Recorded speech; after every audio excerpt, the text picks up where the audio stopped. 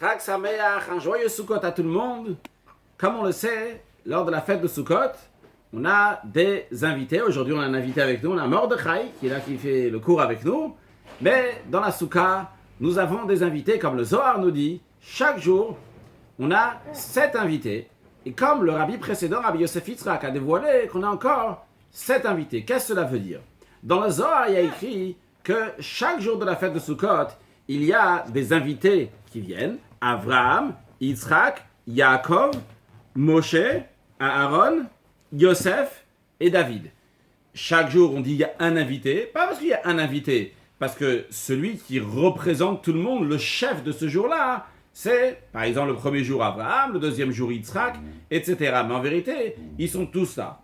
Le rabbi précédent, Rabbi Yosef Yitzhak, a dévoilé que tous les jours, il y a aussi 7 invités chassidiques.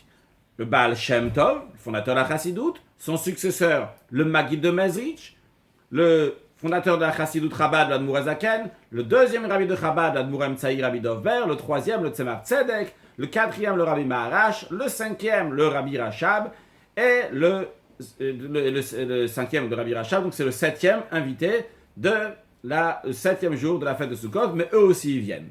Quand on dit qu'il y a 7 invités et encore 7 invités, il ne s'agit pas ici de encore d'autres choses, mais en vérité c'est le même sujet. Qu'est-ce que c'est le même sujet? C'est-à-dire que le Baal Shem Tov, Avraham Avinu et le Baal Shem Tov, qui sont le chef le premier jour, Avraham Avinu et le Baal Shem Tov, c'est le même sujet.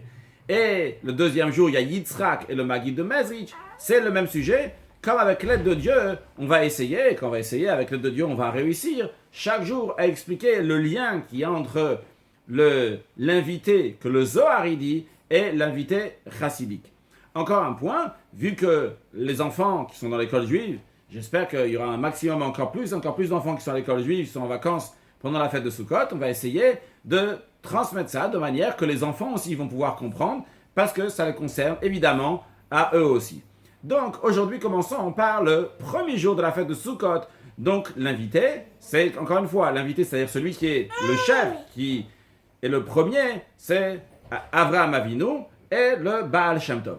Avraham Avinu, sa particularité, une des choses particulières qu'il avait, c'est qu'il a diffusé Dieu dans le monde entier. Vayikra Sham Beshem Hashem Kel Olam.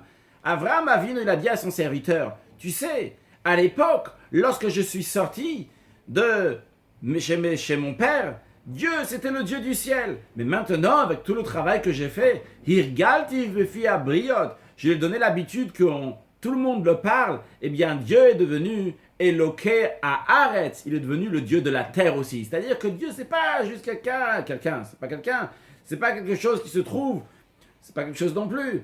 Donc c'est pas, il se trouve tout en haut, mais Dieu se trouve aussi en bas dans ce monde matériel. Et comme Avraham Avinu l'a fait bien comprendre à tout le monde en disant à tout le monde et faisant répéter à tout le monde que Dieu, il est Kel Olam. Dieu monde. Il n'y a pas écrit ici Kel Ha-Olam, le Dieu du monde. Mais il y a écrit Kel Olam qui veut dire Dieu monde. C'est précis. C'est-à-dire, il n'a pas dit il y a un Dieu qui a un monde. Par exemple, j'ai un livre, il y a moi, le livre m'appartient.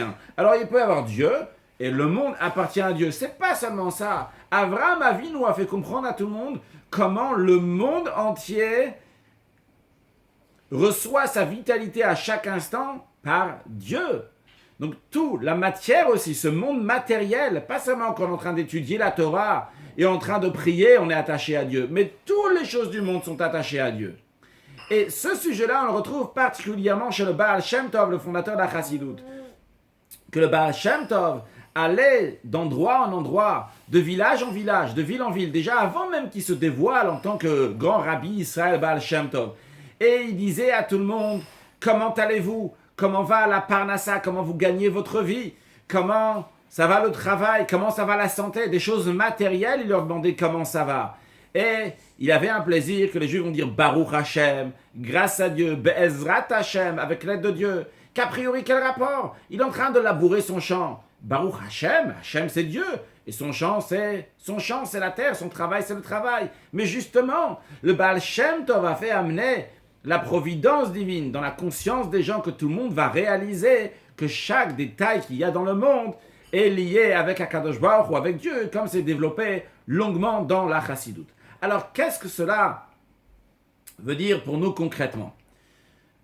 Pour voir le concret de tout ça, encore un point entre le Baal Shem Tov et le Avraham Avinu, c'est que Avraham Avinu, il est comparé à l'eau, comme ça on dit dans la prière, Zechor av nimshach acharecha kamaim, souviens-toi de notre père, du premier des patriarches Avraham, qui est nimshach acharecha, qui est attiré vers toi kamaim comme de l'eau.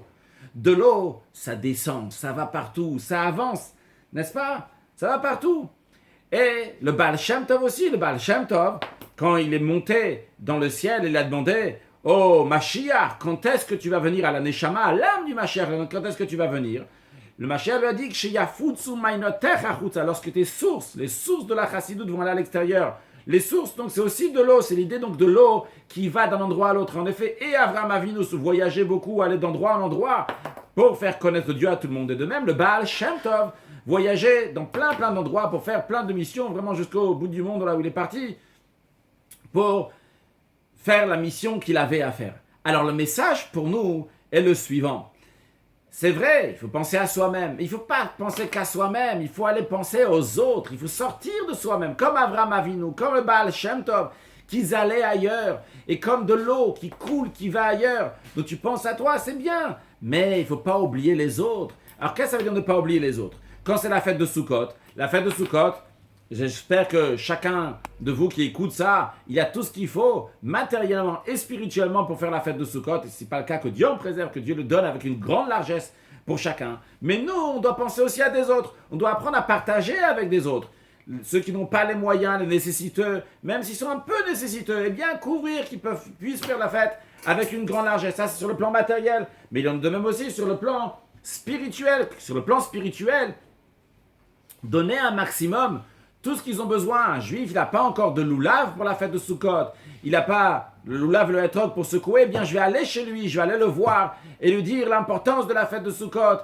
Et tiens, prends le loulav et le hétrog, secoue-le. Je ne vais pas juste garder mon loulav à moi-même. Chez moi, je reste à la maison, dans ma soukha, et j'ai fait ce qu'il faut. Je vais aller chez un autre juif, lui partager. Je vais aller chez une autre juive, lui partager. Un enfant aussi, lui partager, que lui aussi va faire le loulav, secouer le loulav et le hétrog. De même, en ce qui concerne donc la soukha, aller voir un autre juif, le faire rentrer dans une soukha qui va manger dans la soukha. Même aussi, tout simplement, penser à son conjoint, à ses enfants, à ses parents, à sa famille, etc., les réjouir pour la joie de la fête. Et tout ça va nous rajouter encore plus de joie dans la joie qu'on appelle le Simchat Bet HaShoeva. La joie qu'il y avait à l'époque, lorsqu'il y avait le temple, on faisait une grande joie pendant la fête de Sukkot, et aujourd'hui aussi, on se réjouit tous les soirs de la fête de Sukkot. Alors nous aussi, comme le Baal Shem Tov, comme Avraham Avinu, nous aussi on va aller se réjouir à nous-mêmes, aller réjouir d'autres juifs, danser déjà dès le premier soir de Sukkot avec une grande joie, et que Dieu nous amène à plus grande joie, celle de la venue de Mashiach Now, Chag Sameach.